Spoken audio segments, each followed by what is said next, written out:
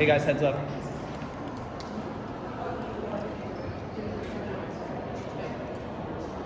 Welcome back. As you can see, we canceled the district work period. We're staying in Congress to get our work done. We've got 2 more appropriation bills to take up, ledge grants and energy and water this week.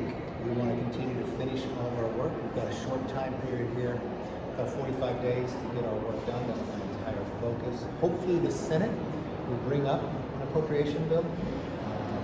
Kept the government open so we can get this job done, focusing on eliminating the wasteful spending, the wokeism, and most importantly, securing this border. I know I've got a lot of members on the other side of the aisle.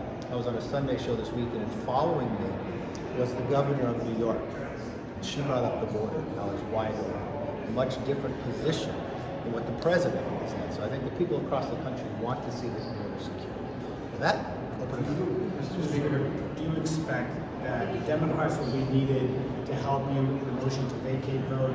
And if you don't win that vote, will you put yourself up for the speakership again in this new speaker's rights? you'd have to ask them. I don't know.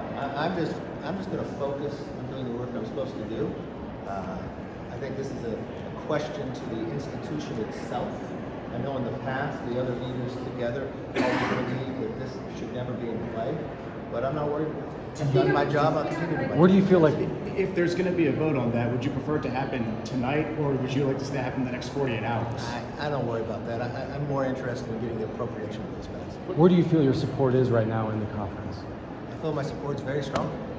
More broadly, Mr. Speaker, what were the conversations like with the conference on Saturday when you guys decided to change course on funding, and subsequently, because you have had this criticism, and what have you been hearing from your members about the way you chose to handle it?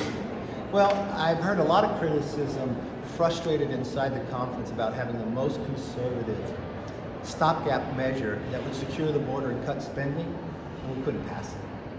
So then we sat there and we talked, and we were all frustrated because there wasn't very many options as a majority if you can't control your own destiny. We watched the frustration for the weeks past where people would hijack the floor and not let us pass anything, or not let us bring up the appropriation bills time and again.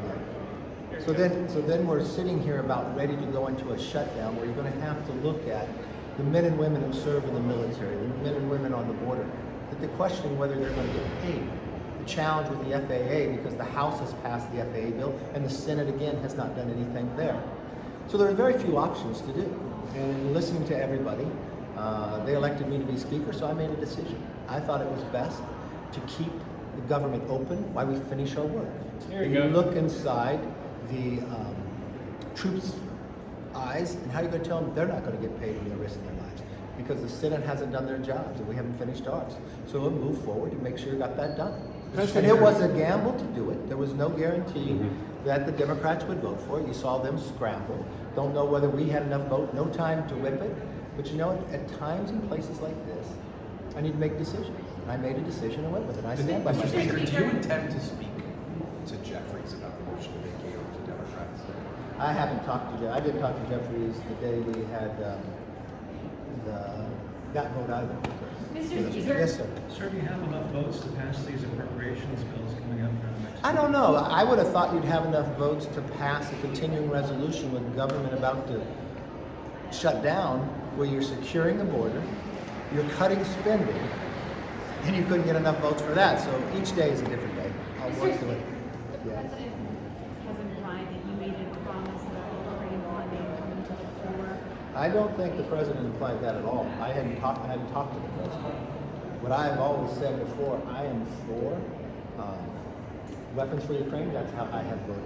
I've been very clear in the process that he's got a problem, that he has not shown a clear message of how we're going to win and what is our mission.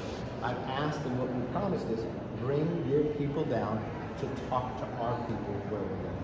And I've been very clear about American border takes priority. There are more Americans being killed because of the southern border than they are for Ukraine. I believe Ukraine is very important. I have always supported arming Ukraine. It's not sending money to Ukraine, that's arming Ukraine with the weaponry to defend it. But I think it's very important that a number of Americans are dying till they get the border done. Just to Now, clarify- there are things that I have to do inside when we were doing the continuing resolution. I want to make sure there's ability that, like any agency, we don't cause any problems with flexibility of moving the money around. If there's a problem there, I will correct it. Just to clarify what you said, are you saying that you will not cut a deal with Democrats in order to stay as Speaker? Look, I think this is about the institution. I think it's too important. So anytime that somebody has an ethics complaint and they can't get the way they want about it, they want to roll up and one side's going to part with 5 people and decide that. I don't think that's good for the House. I believe Nancy Pelosi for the last 2 speakers ago came in and said, this isn't good for the House.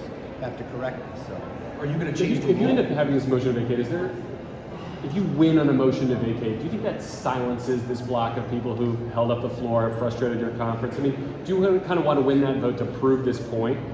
look, I want to win the vote so we can finish the job for the American people. But there are certain people who have done this from the day we've come in. I want to be conservative that shows how to govern.